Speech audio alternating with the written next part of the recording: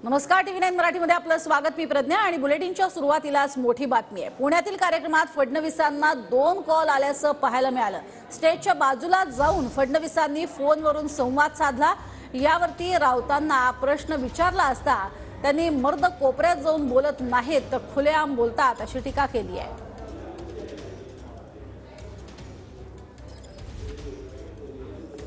देवेंद्र फडणवीसांना हे अशा पद्धतीने फोन आलेले होते आणि ते फोन आल्यानंतर स्टेजच्या बाजूला गेलेले होते आणि व्यासपीठाच्या बाजूला जाऊन त्यांनी फोन कॉल अटेंड केले होते।